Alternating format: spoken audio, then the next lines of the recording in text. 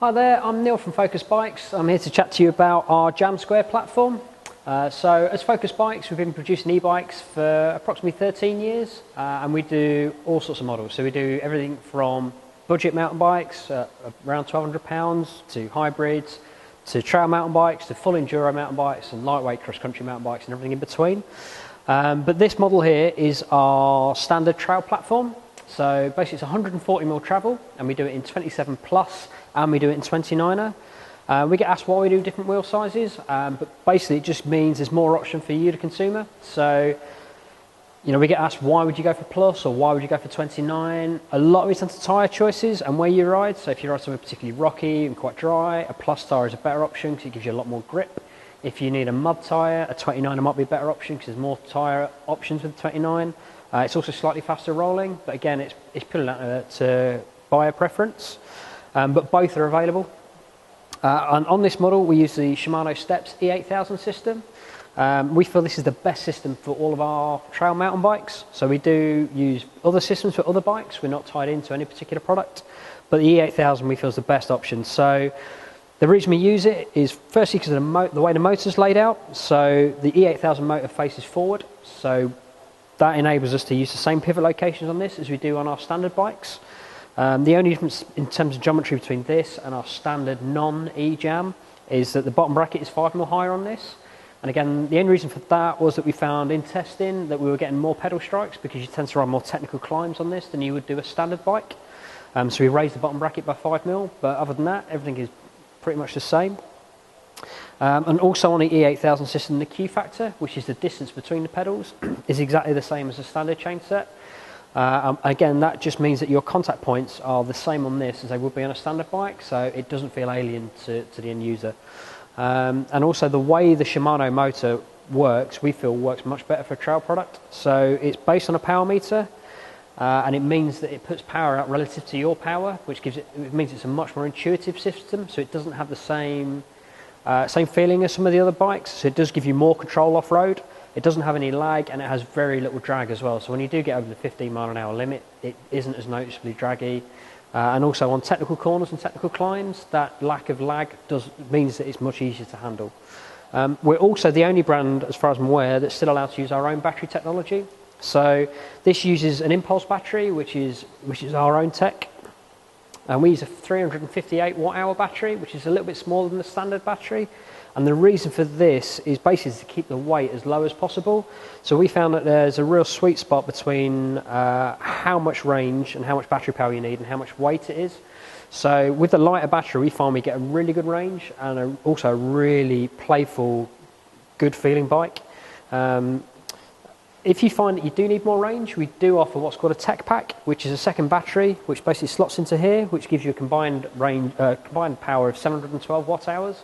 So that also means it's got potentially the biggest range of any of the e-bikes out there currently, but also, if you don't need the extra range, one of the lightest bikes out there as well. So in a standard guise, it's approximately 22 to 23 kilos, but we also do a full carbon version, which is under 20 kilos. So here we have our on button on our E8000 system.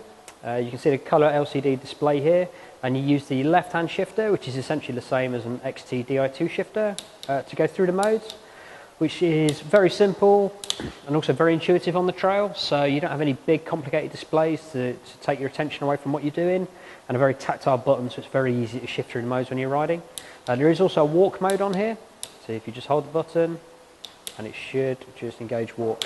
The reason there's a walk mode is if you find it's a very steep technical climb you can't ride up, walk mode will engage, and it just means that it helps carry the bike so you don't have to lift the extra weight. We also have venting ports here, which you can see on either side of the head tube. This is just to keep the battery cool, which is situated inside the down tube. The geometry on this model is very progressive for us. So it has a 73-degree seat angle. So again, it gives you a nice comfortable pedal position. Head angle is 65.6 degrees. So a little bit steeper than our SAM platform. And then the reach on this on a large is 440. So again, nice length cockpit. We spec these with 760 bars, so ideal trail product. So 140mm travel on the front, 140mm on the rear, and we do a factory spec model which is a 150 fork and a 140 rear. The suspension on this is using our platform, so this is our fold system. This is specific to Focus, and it's something we've had in development for a while, but it's been available on bikes from 2018 onwards.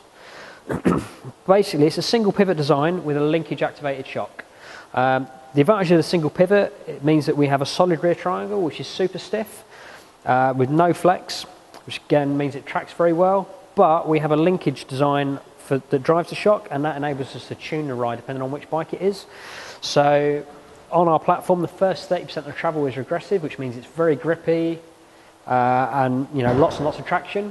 But once it gets past that 30% point, then the shock ramps up in its travel. So that basically means that it sits in its travel really well for cornering. So it holds its position well, so it doesn't dive, and it gradually gets more progressive as it goes through the range. So the idea with that is that it gives you maximum control at all times.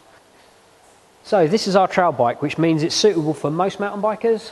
It's great on the climbs, it's great on descents, it's good for trail centres, natural trails, anything you can think of really. And the options of 27 plus and 29er means it's a super versatile bike. It's for the guys who want to do big rides out on the peaks. Those guys who are short on time, want to maximise the fun they can have whilst riding. It's perfect for that. And, it's the best all-round trail product we do by quite some way. This is the bike that I personally ride. And I ride it 2-3 times a week. And it's probably the mountain bike I've ridden most in the last 5 years. It's an absolutely incredible piece of kit to ride. It's really good fun. And it excels at pretty much everything, to be honest. One thing I do find is the extra bit of weight with the e-bike actually means that the bike handles much better as well. So for downhill use, it does handle really, really well on technical trails. It doesn't quite have the travel of our Sam, but to be honest, for me personally, this is an absolutely fantastic bike and great for most riders. And new for 2018, we also have the carbon version of the standard Jam platform. So within this, we offer Plus and 29er as on a standard product, but a full carbon main triangle. There's a couple of reasons for this. The most obvious one is weight. So this is approximately 400 grams lighter. It does enable us to get the top of the range bike to just under 20 kilos. But the most noticeable reason when riding is the stiffness. The way we lay up a carbon frame means we can tune the stiffness to be really strong where we need it to be. And obviously around the bottom bracket, it's quite a difficult shape to make in aluminium. So it's much lighter and much stiffer on the carbon frame set. It also has the same ports that we use on the standard platform, but these are a little bit higher up and a little bit neater looking on this one. If you want to have a look at one, pop into James and have a look. Just follow the link below, and that should give you all the information you need.